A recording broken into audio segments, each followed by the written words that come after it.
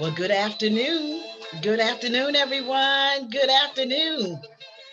I pray that all is well on today. I pray that you are doing well in this snow. Well, some of the ice is gone, a lot of the snow is gone, but we still have quite a bit. But just be careful out there. I am Portia Wheatley. I am the founder and president of a nonprofit organization acknowledged as Trophy of Life Incorporated. We have the great pleasure and assignment of rendering hope and encouragement to the world. And we bless God for the opportunity to do that.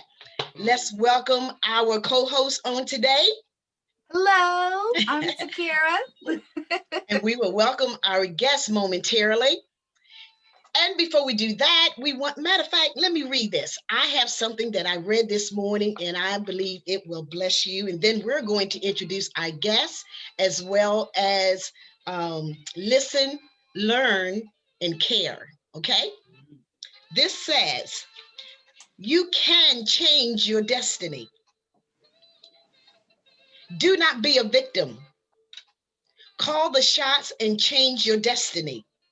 Be proactive and decisive as you declare God's word over your life. God has given you the promise that whatsoever you declare in Jesus' name, it will be done.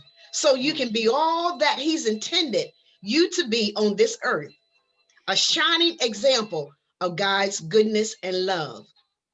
Now, listen to this declaration, and I want you to, if you have to, go back and listen, stop, write, listen, stop, and write, or make your own declaration. Father, there is more to me than meets the eye. You made me above and not beneath, the head and not the tail. And I will not live beneath my potential. In the name of Jesus, I destroy every limiting belief that has taken root in my mind. I take authority over all destiny altering activity. I break out of every form of bondage, emotional, psychological, financial, and spiritual. I will not let fear keep me from my destiny. I will declare and decree that I will do everything you created me to do. Father, redeem the time that the cankerworm has eaten. Let every gift and every calling that you deposited within me be released in its perfect time in the name of Jesus. Wasn't that good? That was really So good. Oh my good. God, that was really good. I gotta give it to you already. I tell you what, God is good. He's always thinking about us, and He wants us to continue to our destiny, walk in our destiny, and do what He's called us to do. That's who I choose to be. That's what I choose to do. Where He says go, that's where I choose to go. So again, we bless God for the opportunity to do this Project 365, where for the remainder of the year, as well as the days prior to this day, which is day 34, we are declaring and decreeing that we're going to meet our destiny. We are on that journey. We're going to do it. And while we're doing it, we're offering hope, encouragement, and inspiration. Well, today, before we yield the floor to my guests on today, we want to make sure you go to YouTube and subscribe, and subscribe, and comment, like, um, and share it, But today we have a friend of mine that, oh my God, she is such a sweetheart. And we met by way of Dr. Vicki Johnson, and we share somewhat of the same life background, and that is because she was, at that time when I met her, she was a widow. But now, girlfriend is gone and got married and living her life. But today we're going to talk about her experience as a parent in caring for a child with special needs. I know earlier in the it was last month, we had someone that shared who had a special needs child, but indeed it was a child. but Caron is going to come today speaking the experience of having a special needs adult son. So there's some difference there, and we want you to listen, learn, and let her know that we care. We're going to present to you Caron Drummond Colden, and she is out of Pennsylvania, correct? That's correct. Correct. Well, Caron, you have it. Thank you so much for sharing with us. And as they say in show business, take it away. Take it away. Take it away. Well, I just want to say thank you, Portia, for the opportunity, and to Kara for the opportunity of being on day number 34. You know, we know that God ordained everything, and I am just amazed at what he is doing through you guys and through all of us who depend on him. So, as Portia said, my name is Caron Drummond Colden. If you're wondering about my accent, I am originally from Manchester, England. My team is Manchester United, whoop, whoop, for the United supporters, okay? So I was born and went to school and all of that in Manchester, England. I moved to the States back in the 90s with my late husband and my daughter that was 2 at the time. So Kim was 2. We came here for ministry. My husband was a worship pastor, and we came here for him to go into full-time ministry. So, you know, life being an international student was difficult. And then the Lord blessed us with a son through all kinds of miracles. You know, as international students, we weren't eligible for any of the benefits or anything that come with being on the American soil. Everything had to come out of pocket. But the Lord made a way. He made just a window of time that I was able to have a baby and have all of my needs met just in this little window, that if I wasn't watching TV this one night, I would have missed it. So there was a window, and I just feel the Holy Spirit, that window. So I was grateful. So we had a son. He was huge, 9 pounds, 12 and a half ounces, big old boy. They don't weigh him until they come out. That's a problem. If I had known, I would have had medicine. No medicine. Okay. They didn't weigh him until he came out. So Stefan was born at 9 pounds, 12 and a half ounces. I had him in a birthing center because I am a midwife, and I did not want to go to a hospital. I'd had a regular delivery, and I'm like, I don't need all that intervention. All I need is somewhere to have a baby and somebody to catch it. So went to a birthing center, somewhere to catch it.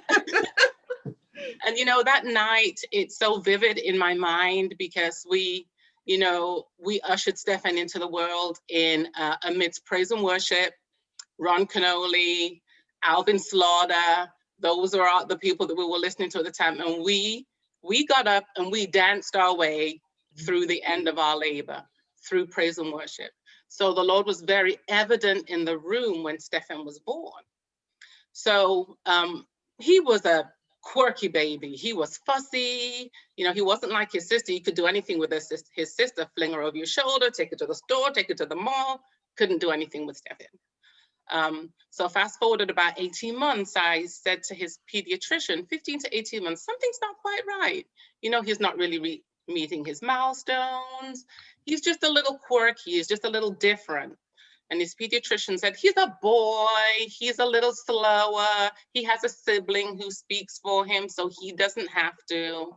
I'm like, okay. So I let that ride for a few months. And then at 2 years and 4 months, we got a diagnosis of autism for Stefan, which was a devastating time. It was devastating for a number of reasons. One, because I had been asking and asking and asking, something's not right, something's not right. Please tell me, I'm a nurse, I know something's not right. And I think a lot of the times that was what happens. Health professionals, and I am one, I'm still a nurse, we think that we know it all and we don't want to necessarily listen to parents. So my first tip for anybody who's listening is continue to advocate that gut feeling that you get, that knower, that discerning spirit about your child. You're not wrong. Keep asking, keep asking, keep asking until somebody either proves you wrong or proves you right. That is my first tip for you. So I advocated for him and I said something wasn't right, and he was finally diagnosed. And I remember the night that he was diagnosed. It was a Wednesday night. There was a psychologist who was coming to the house, and she was doing some testing, and she came this Wednesday night, and I'm like, this is not a good time. I'm getting ready to go to church. It's Wednesday night. We need to do dinner. So she said, I'm only going to take a few minutes. And I stood in my kitchen, and this woman told me that my son had autism, and I was devastated in the moment. And I looked at her and I said, I don't believe your report. I don't believe your report, but I know that there is something. So what do I need to do? What do I need to do to make this something the best that he can be for Stefan? So, you know, a lot of times our children who have disabilities, especially intellectual disabilities, don't look like they're disabled in our environments at home, because we tailor our environment for that child. So if he's quirky and he likes to touch things, or he likes to put things in his mouth, you just put him out of the way, right? You put them up out of the way. But when you put a young child who has a disability, an intellectual disability, in a room full of his peers, that is where you see that there are differences. So I took Stefan to church that Wednesday night, and I took him to his classroom, and I went back and I peeked in on him. And in a room of his peers, I could see that he was very different from his peers, which was devastating again. So with a diagnosis of autism, you know, there is the loss of every dream that you've ever had for your child. It is taken away in a moment. So you have to start rebuilding that. There's a lot of grief, there's a lot of pain, there's a lot of what ifs. What did I do? Did I do something in my pregnancy? Did I drink something? Did I eat something? Did I do something? You know, and one thing that I had a really huge bleed when I was 8 weeks pregnant with Stefan. So I knew that the enemy was coming against my child, even at 8 weeks pregnant. And this baby was dedicated to the Lord prior to conception. So I knew that God had a plan for him. So fast forward 2 years and 4 months for the diagnosis. He starts to go to school. He was diagnosed on a Thursday. We got him into a program back Monday, Tuesday, Wednesday, and we started education immediately. And it looked very different for Stefan. We were very blessed to be in a community. We were in Cleveland, Tennessee. God was so good. My husband was at Lee University, and they had chosen autism as their special needs specialty. Wow. And Stefan got to be a part of the state-of-the-art school where there were only 3 young men, 3 little boys in this whole classroom, and all of these experts would come in and educate them. And we got so much therapy because all of these students needed hours, volunteer hours. So I didn't even have to pay for therapy because they had to volunteer. So God was so gracious in the way that he prepared for us. So fast forward, you know, we went to school, we did school, we moved a few states with ministry, we moved to Florida, and then we moved to Pennsylvania. And Pennsylvania has been very good for us in the world of special needs children. We found in Florida that they really do cater to the elderly population and not so much to the children. Back then, you know, we've been in Pennsylvania about 12 years, so it may look very different now. But when we got to Pennsylvania, they were very, they allowed me to advocate for him to pick his school. And I say to any special needs mom, if your child needs to go to school, talk to the special education director and tell them that you want to go and take a look at the classrooms that they want to put your child in, and you want to choose, because you get to choose. You get to choose how your child is educated. There is a law that says that all children are, that they have to have a free and appropriate education. That is the law. And it's very important that all families of special needs children know the law around special needs children. Because if you don't know, the educators are not necessarily going to be the ones to educate you. Learn the laws, learn about your IEPs, learn that you get a say, learn that you get to actually partner and collaborate with the educational system to see what your child's education is going to be like. So Stefan went to school at 2 years and 4 months, and he went to school till he was 21, because when you have a disability, you get to go to school till you're 21. So he didn't miss a day, did not miss a day. He had to be sick.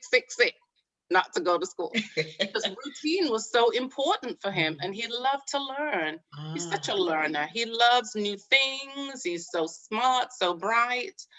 Um, one of the things when he was diagnosed that was difficult was that, we had moved to the States for ministry. And I really had to have some what I call knockdown dragouts with God, because I left my home country and everything that I knew, because that's what you told me you needed me to do. And this is what happens. In other words, this is how I get paid back for my obedience. Yeah. I was not, Portia will tell, I wasn't happy. I wasn't happy at all. And I know that God knows me, and he's not offended by the things that I bring to him. So we had some really good conversations, really, really good conversations. And a lot of the times it was me doing all the talking because I had a lot to say. But over the years, I have seen how God has answered those questions that I had way back then. He has shown me the reasons. Do I like them all? No, I don't. I don't. But can I see them? Yeah, I can see. Being in full-time ministry, it gives you have grace for the people that are coming. You have grace for people who don't look like what they should, and I have a daughter, and I find that siblings of children with special needs and adults, they are so much more well-rounded.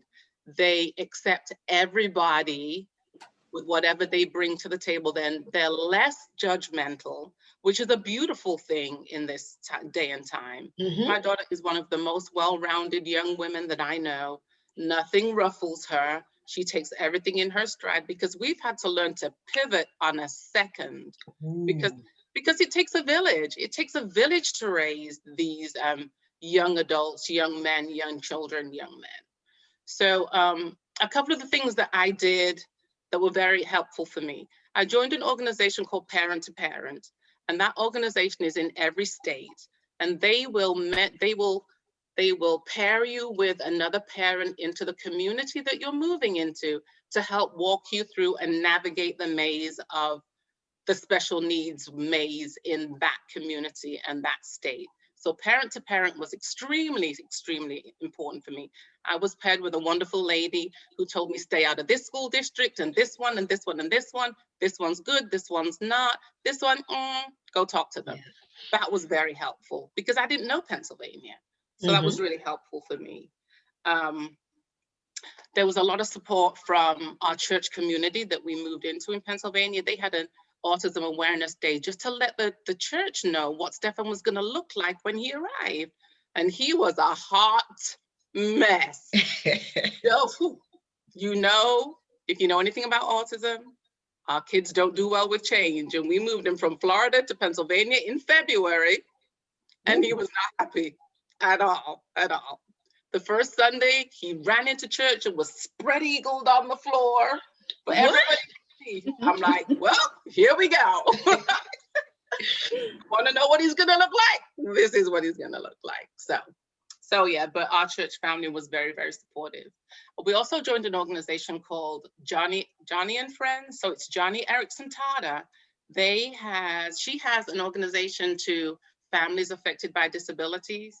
And every year, all over the country, they have special needs camps for the family.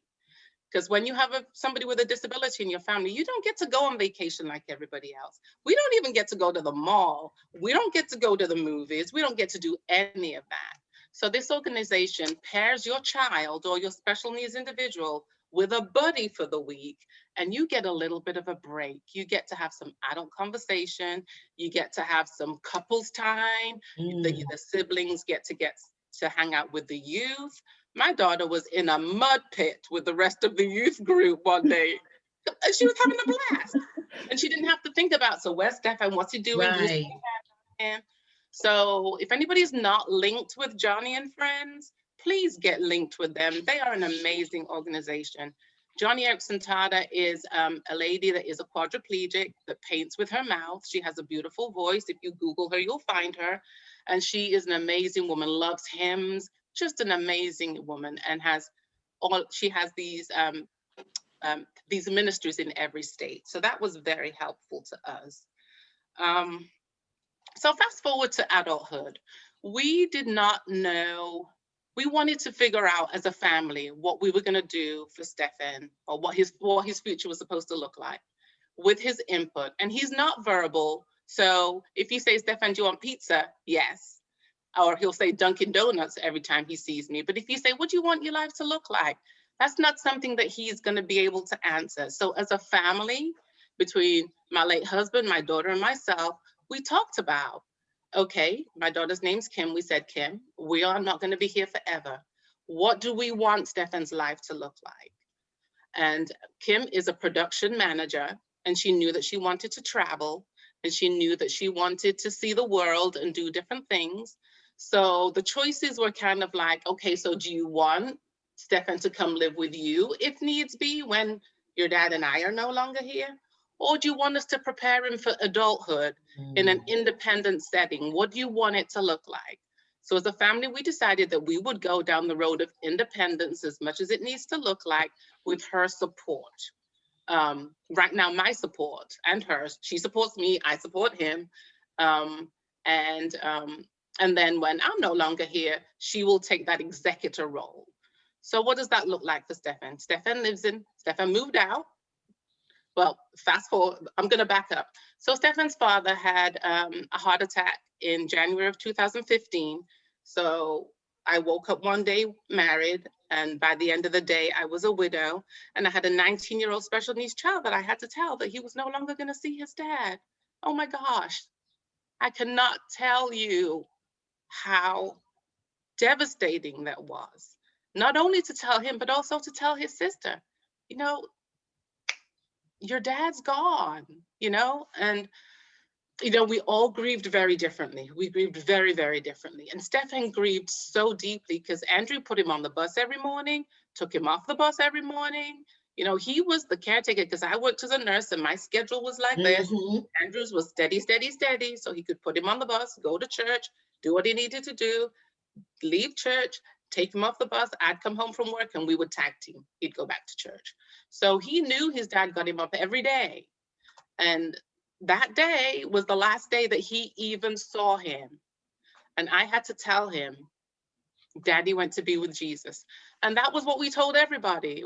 We told everybody at school. We told everybody that was going to come into contact with Stefan. This is what we say. Daddy went to be with Jesus. Stefan has been in church all of his life. We talk about Jesus all of our lives.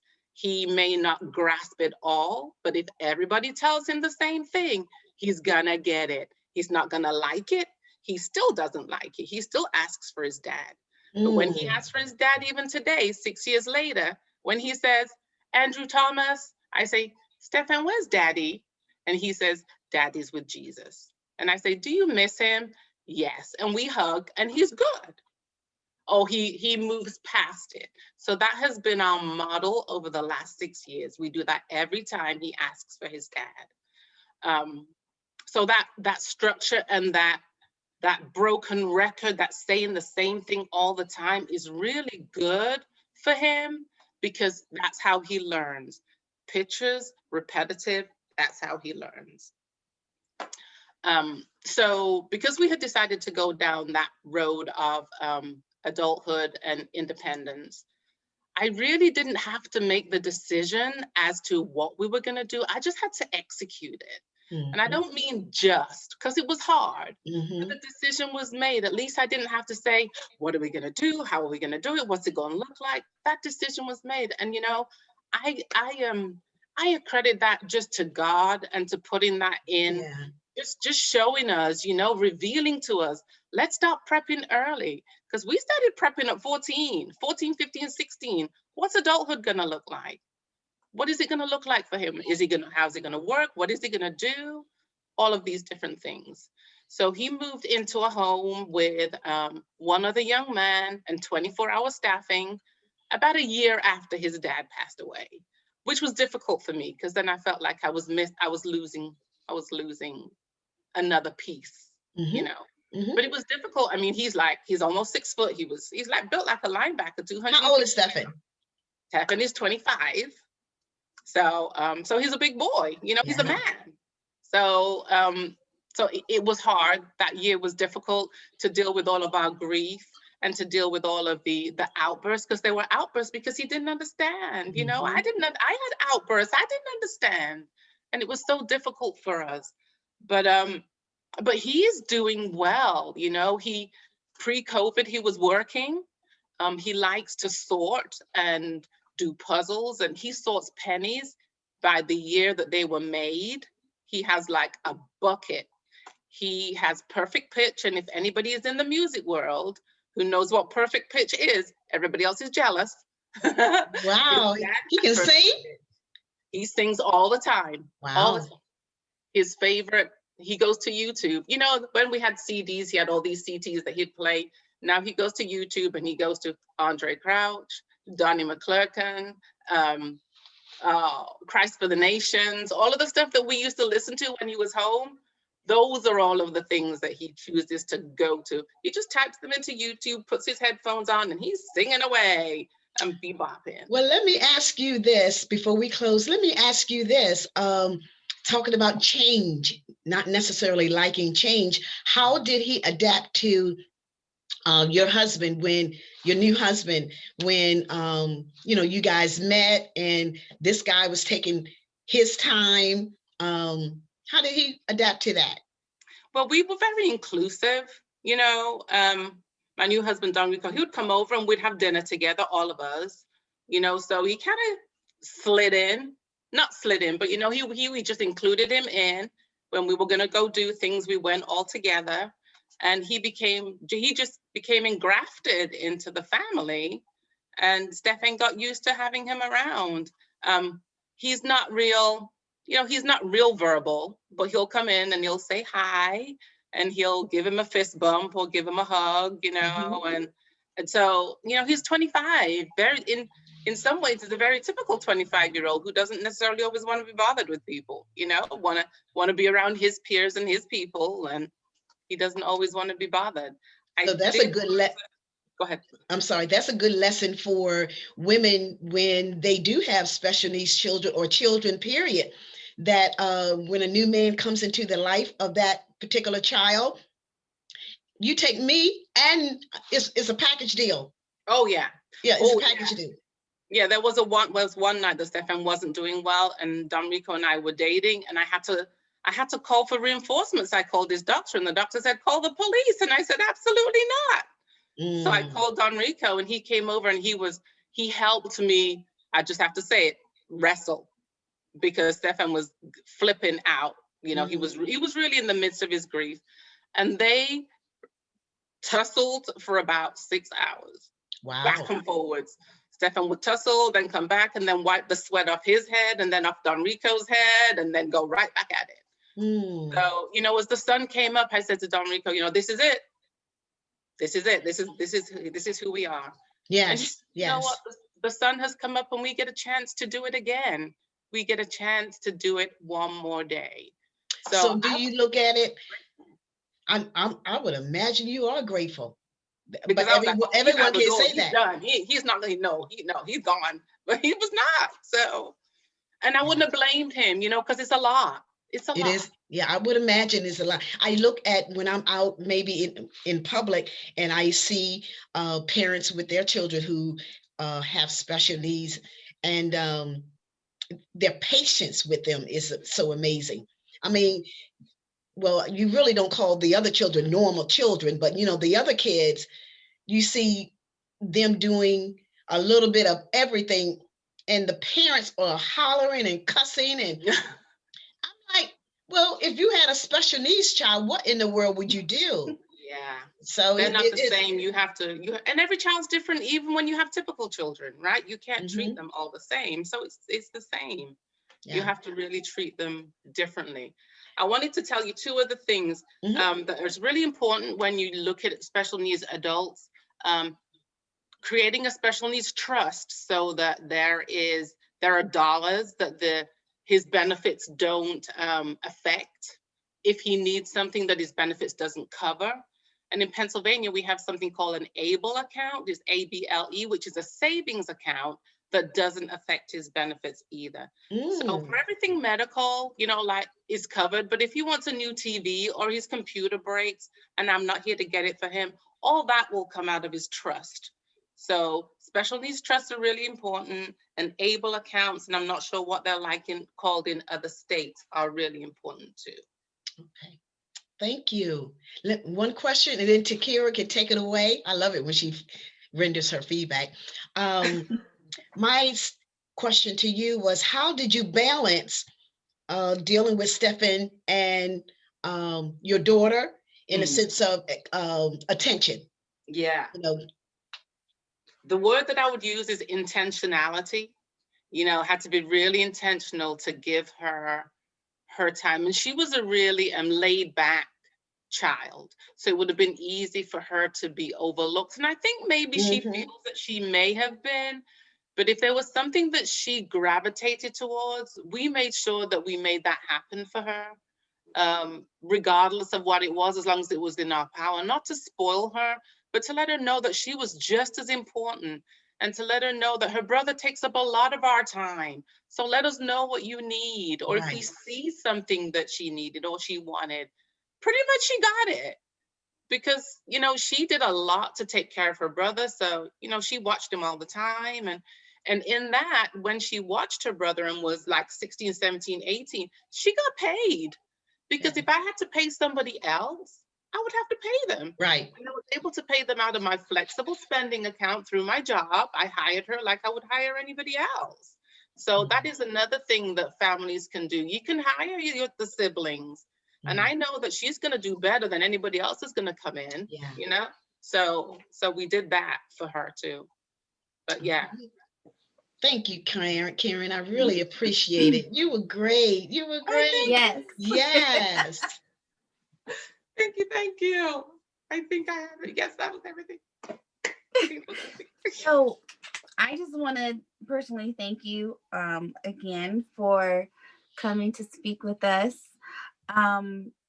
and to commend you for such a great job that you've done, especially with someone with autism. So, people with autism, they really touch my heart. They really do, because there have been, I know of, maybe not personally, but I know of many people who have autism who are brilliant, and they contribute so many great and creative things to our society. So, it always fascinates me. And I really don't, I know autism is a form of, special needs situation, but I just look at autism as, someone who just thinks they think a little differently. They focus on things a little differently than we do. And so autism always fascinates me, because I'm telling you, some of the creative things that come out of people with autism is just brilliant. But one thing that really stuck out with me while you were talking is I believe you are able to do so well because you have knowledge of so many resources that people may not know about. So that's one thing I do want to encourage anyone who's dealing with a special needs child or family member. You can't win at the game if you don't know the rules. So it's always good to really take grasp of that. It takes a village, and just to let go and trust others to help you with that, and to look at the different resources that are out there. You talking about that ABLE account, that trust, that's something new that I never even knew of. And I'm pretty sure our followers who are listening, that may be something new. I would really encourage you guys to look into that. That will be very, very helpful for you. Also the Johnny and Friends. Absolutely. Please look into that as well. That's something new I've never heard of as well.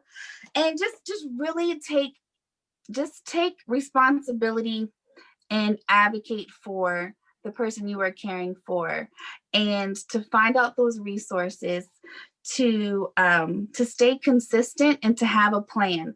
One, I was listening to your story. I feel like that's the key there, that you've been able to be so successful. One, keeping God first, of course, and being obedient. Because even though you were obedient, you moved over here and you're like, God, how are you going to do me like this? Right. Right? I felt it when you said it. I was like, ooh. Out of my brain. That's exactly what I was thinking. But he gave, even though, you know, it's so normal and such a normal reaction to feel that way, he gave you a lot of help that, you know, others may have not have Right. had. And so it's like, yeah, I know you feel some type of way about what I've Oh, done for you, but look at what I'm doing to help you out with it. You know, so I always try to look at the silver lining and everything. And I'm just really grateful for you. So please look into those resources that she said. Look into I just know it. I know it's so many more resources that you can do, but like I said, you can't win at the game if you don't know the rules. Just learn the rules, learn the laws that they have in place to advocate for special needs children and adults, and have a plan. And all that starts with how Michelle stated last month, with acceptance. Once you accept your situation and you deal with what's going on in here, that's when you can start being an advocate for your child, or for your for anyone you're caring with special needs. So I just want to say thank you. Thank you for letting me speak my little piece there. And I commend you. You're doing a great job. Thank you. Great. Thank you, Takira. Thank you. And let me just pull a couple of statements out of the chat room. One in particular was saying, your accent is fly. Yes, I love it. My friend Elsie Brown Anderson says that this particular segment, she's going to definitely let her looks like cousin Sharon listen, because she has a special needs son. So just know that you're helping these people that have. You know, Portia, let them know I'm available. People, I do a lot of support. I support families. I'm supporting this one family right now, and I'm just giving them all of these resources, so people can reach out to me by text. My plate's full, but I am willing to help because somebody helped me.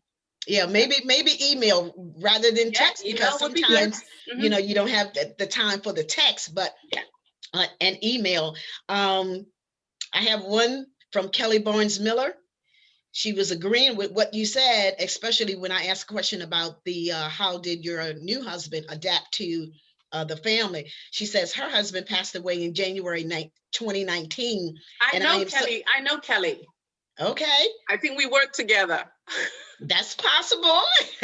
Good. Rah for Kelly. But she was talking about, she was thankful for her boyfriend from day one, because he had the kids and their best interests at heart. And let's see, he was willing to wait. He was willing to wait date until they were ready. So, you know, your kids have to come have to be on board. Yes, definitely. If you can't, you know, you can't take the kids, you know, you can't take me, you can't have me. No. You definitely can't have me. I think, let's see here, make sure. Yeah, we got quite a few. I was kind of zipping through. This information was so helpful. This is from Sharon Jones. I would definitely pass this information on to family and friends. That's what I'm talking about. Yeah. Even if you do not have any special needs children, you may know somebody. You may know somebody. And that is what Project 365 is all about. As long as we know we are accomplishing the mission that God has given us, and even to the point of there are several days, well, sometimes there are just a few that may be able to tune into Project 365 at that time, but they are able to view it later. And before I know it, it's shared and shared and shared. That's what I'm talking about. Yeah. So I have one other thing that I wanted to say. If I have a second. So one of the things that is really near and dear to my heart, the statistics say that 70% of families affected by disability will end in divorce. 70. That's the statistic. So my What I want to say is that really take time to cultivate your relationships with your significant others. It's really, really important. Whatever it needs to look like, counseling, talking, date night, maybe you just need to be creative, but let's not become one of the 70%. Let's not. Right. Let's work at our God-given relationships, and they only end if we say so. My friends, if I say something negative, she says, only if you say so. Life and death is in the tongue. Yep. So really work on cultivating your love for your partners in the midst of the world of the disabled, because our children and our adult children need their parents. Yes. And if you're already a part of that statistic, you can still be a part of your child's life, even if you're not together. That is so important for their stability in the world. I just want to thank you. Great. Thank you so much. Just know, parents with special needs children or special needs adults, we listen, we care, and we love you. All right. Well, on that note, we're going to journey out. We shall see you tomorrow. God bless. We love you. Thanks again, Caron. Thank you. Bye, Takira. Bye. Bye, Takira.